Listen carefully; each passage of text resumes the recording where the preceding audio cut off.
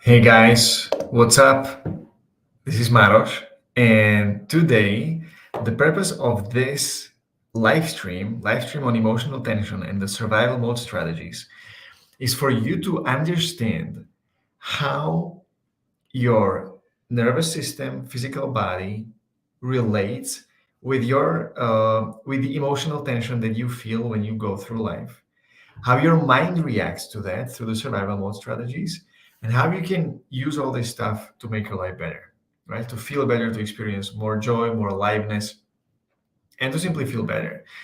Now, I'm not going to talk about emotional releasing here or any like practical things to get rid of the stuff that's making your nervous system react the way I'm going to talk about, because it's the second step. The first step is really to have an intellectual understanding of how emotional tension is related to how your mind is evaluating danger and what are your tendencies to react when this happens.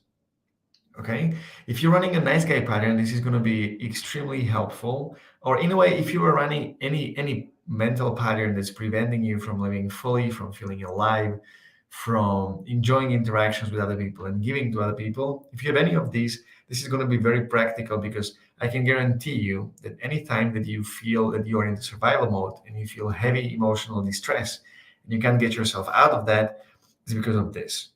Okay. So first, nervous system. Your nervous system has a certain amount of tension that it can handle. You can almost say that your nervous system has a certain amount of energy that it can safely let pass through, right? Based on how much your nervous system is agitated, that's the amount of energy that's going through your system, right? So, for instance, if you go to a situation that is highly stressful, that is highly distressing, it means that your nervous system gets more agitated. There's more energy flowing through your nervous system. Now, your nervous system has a threshold. When you are feeling relaxed and when you are feeling open, you are able to be creative. You are able to connect with the other people. You are able to express yourself freely and enjoy the situation.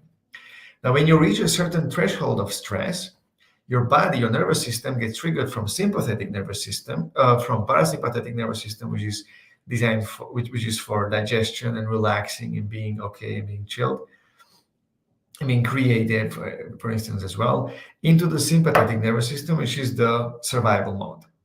The reason why this happens is very practical, because in the past, both psychologically and physically, when you were exposed to a situation that was life threatening, that was somehow unsafe and uncertain, it was very practical to exercise one of the four survival strategies in order to keep going, in order to survive either as a part of the society or literally survive in your physical body, to survive in life.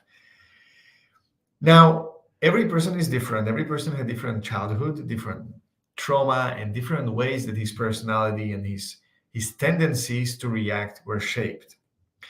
Generally, there are four main survival reactions, and they are fight, flight, freeze, and fawn. You can remember these by 4F.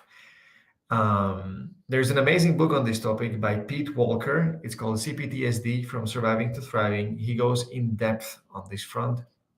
It's very practical to really know how you react and what is your natural survival mode strategy. Now, fight strategy means I'm going to get my needs met, right? Doesn't necessarily mean that you're going to fight with the other person to win. It means that you are going to fight for yourself, right? This is the fight reaction. These are the people who are aggressively going after the solutions, who want to really, like when it comes to the relationships, they really want to stay in the conversation until it gets figured out. And when someone wants to flight, for instance, when they have another reaction, they get angry, right? So this is the fight survival mode. Flight reaction, the second one, is about when I feel that my needs might not get met, and when I feel that when I feel a certain agitation in my nervous system, I want to run away. I want to get rid of the situation. I don't want to face it, right? In the long term, if you stretch this on the long enough timeline and in the big enough intensity, These are the people who end up doing some activities to avoid facing their problems and facing their feelings and situations in their relationships or in their work, right? So it can be a guy who's workaholic because he can't stand being at home around his wife. It can be a guy who is having all sorts of addictions because he just doesn't want to face the reality of his experience, and his tendency is to run away from that, right? That's flight. Freeze reaction is when you know that your needs won't be, or let's do the fawn first. Fawn reaction is that when you know that there's no way you're going to win, there's no way you're going to run away, what you're going to do is that you're going to befriend the other person. You're trying to give them what they want, so you're finally safe. So you don't have to deal with it anymore, right? This is called fawning. Another way for fawning is people pleasing. If you can't win over your boss, you can't run away because of some situation that you find yourself in, right? Let's say you have to pay debts and there is no other way to do that than through the job that you're having. You have to give him what he wants in order for you to survive, right? This is the fawning, this is the people pleasing. And freeze, the last reaction, and I let this for the end intentionally, because when nothing works, you kind of give up on life, you give up on people, and it's like there's this kind of apathetic feeling like, okay, whatever, right? In fawning, you are out of survival, out of the necessity to deal with the situation and continue in life. You have to somehow adapt, right? So it's an active role.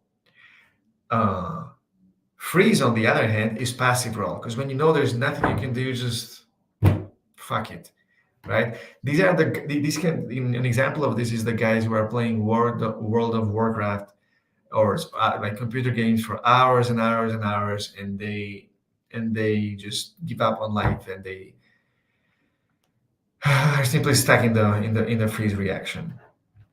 There are other examples, but I believe based on this principle, you can create these. Now, when you are in emotion, when you're feeling emotional tension, and your emotional tension, the agitation of your nervous system reaches a certain point, one of these 4 survival strategies get activated, right? And you can see this on a date, for example. There's a date, there's a guy with a girl, and they are having some time, not necessarily a good time. They're just exploring each other, and the guy is really, really stressed. When he becomes too stressed to handle, and that's when the weird stuff starts to happen on dates, right? And this doesn't apply just for men, it applies for women equally. When it's too much, he can either get into a fight, right? Like he starts to prove something, no, you're wrong, because that's the fight. He can go into the flight mode, which is constant changing topics, constant running away from the tension, no flirt whatsoever, no banter whatsoever. It's kind of flat. He can go into fawning, which is what nice guys do. He's gonna agree with everything, and those are the kind of things like what kind of movies do you like? And guy says, well, I like really action. And he's like, well, I like comedies. He's like, well, I like comedies too, right? It's these kind of reactions. So it's fawning, it's just people pleasing. And freeze, you know what freeze looks like. Freeze is like when the person is kind of feeling extremely distressed inside, extremely agitated in his nervous system, not necessarily showing it, by movement or gestures, but he's very, very stressed. He's very, very distressed, and he just freezes because it feels like his mind gets so stuck in the perfection. Like, if I say this, it's going to be wrong. If I say this, it's going to be wrong. There's no way how I can run away, and there's no way how I can be liked by her, right? So this is just fuck it. I'm giving up. When your body is in the survival mode, it feels like you don't really hold the steering wheel of your mind and of your body. You're kind of being there, but also you're not really there.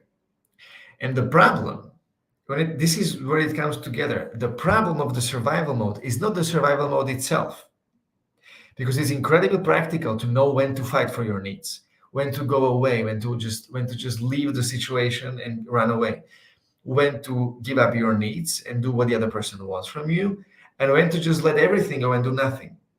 These 4 are incredibly practical. What's the problem is that when your nervous system gets agitated because of the stress, and you don't know how to calm yourself down, and you hop into the survival strategy, to the survival mode, The problem happens when you can't go away, when you can't go back, when you can't decrease the amount of agitation of your nervous system, and you're stuck in the survival mode, right? For some nice guys, this can mean being stuck in the phoning mode for decades of life, where they've been going through life believing not that they are actually stuck in the survival strategy, but believing that this is how the world works. I have to give everyone what they want, and then I'm going to get what I want finally, and then I'm going to be finally safe. If I go into confrontation, which is exercising the fight reaction, or fighting for their needs through the fight reaction, or even going away from a dysfunctional relationship or from a dysfunctional work, for them this is unimaginable, right? Because their preferred strategy is phoning. So what to do with this, right? I guess that's the next logical question. First of all, it's important to really understand how the nice guy pattern operates. What are the subconscious thoughts and beliefs that are driving those thoughts, that are holding the whole thing together? I talked about this in many other videos.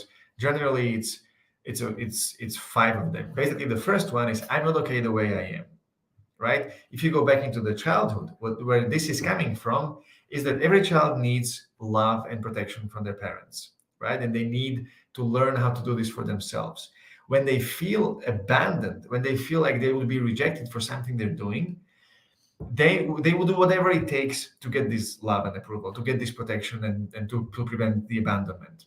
However, when they repeatedly find themselves in distress, and repeatedly find themselves in situations where they feel like, oh my God, like if I keep doing this, I'm going to be rejected and that's it. I'm going to be like, my parents won't love me. For a child, this is unbearable and unimaginable. If they, however, experience this in the prolonged periods of times, which is something that happens despite the best efforts of their parents, because no parents are perfect, and their parents also, like all parents, also have their own issues. If this keeps happening in the prolonged periods of times, what's going to happen is that the child will internalize the feeling, I'm not okay the way I am. If they do this, the survival strategy phone kicks in, and they create a secondary belief. I must become what other people want me to become so that I'm safe and loved. In other way, the only way for me to ensure that I don't get abandoned and I don't get killed psychologically, killed maybe physically for some people, I must give everyone what they need, because that's the only safe way. Phoning survival strategy is my way of life, my way of survival, not my way of life. Now, obviously, from this is going to come 3 more beliefs that are really at the core of the nice guy pattern, and that is, if I meet other people's, if I am nice and if I am good, everyone will love me and like me. Is the first one. Second one is, if I meet other people's needs without them having to ask, they're going to meet my needs without me having to ask. It's the second one. And the third one, and that ties the whole thing to perfectionism, and that is, if I do everything right, I'm going to have a safe and problem-free life. I'm going to successfully manage to avoid the abandonment, the stressful experiences, and so on. Now, when the person is stuck in phoning, instead of calming this is the problem of the whole nice guy pattern. If the person is stuck in phoning, instead of calming their nervous system down and be in contact with what they feel and what they need, they agitate the nervous system even more to try even harder. The problem is, though, that when they're trying harder, they're doing something that's not coming from the inside. They're not doing something that's theirs in a sense. They're doing something that they believe is going to help them from the outside. That's why it's the survival mode. That's why it's the survival strategy, right? So paradoxically, a person who's running the nice guy pattern shouldn't try harder, because when you're trying harder, you're only trying harder of something that's not working already, right? So the purpose, the root of this, once you understand this, then you're ready to move forward to the next stage, which is dealing with emotional tension. Release the emotions and learn how to soothe yourself, learn how to calm down your nervous system, so that you get back into the, not from the sympathetic nervous system where you get when you get agitated to the point of survival.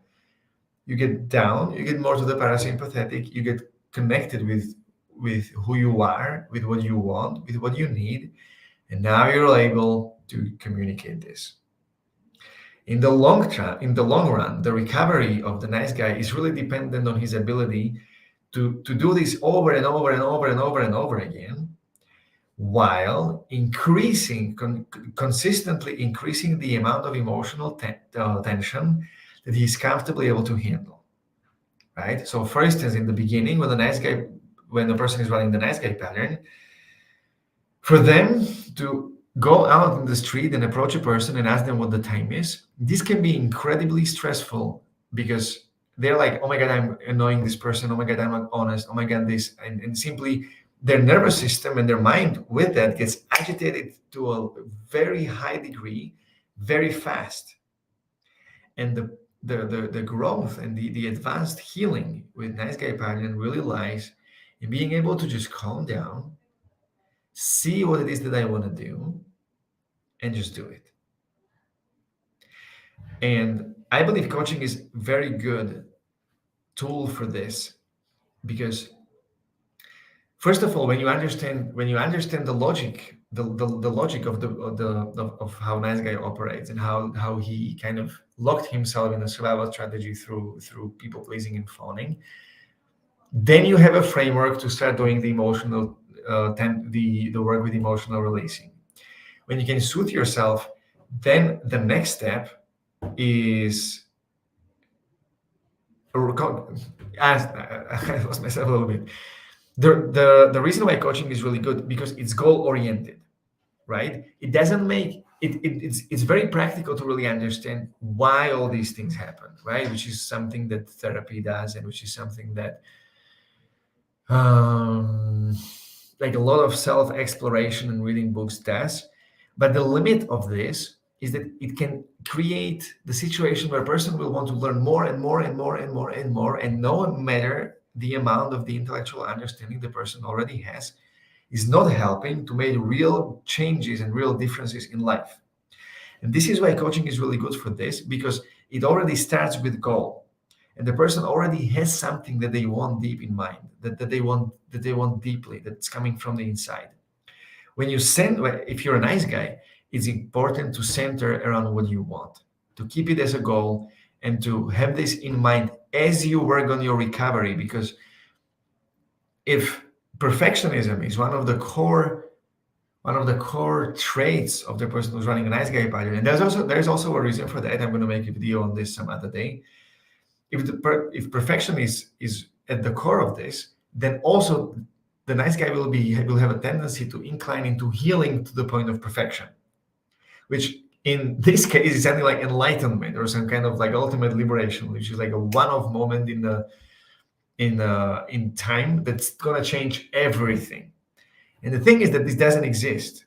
The only thing that exists is constant and never-ending growth, constant finding it what it is that you want, what it is that drives you, what it is that has juice for you, what you love, and then taking consistent action and learning and changing and transforming on the way as you're getting it. When you get it, first of all, you get to experience your dream, your desire, but second, you change along the way. And this never stops. This never stops. There's no definite end to this. Nice guy pattern is not healed when you experience a moment like, bam, like this is it. I'm out of the nice guy pattern forever. Nice guy pattern changes the moment when you forget about the fact that you ever had that. When you need to understand those things, right? Like logically and intellectually where you're coming from, then do the releasing work, and then learn how to find the order inside yourself.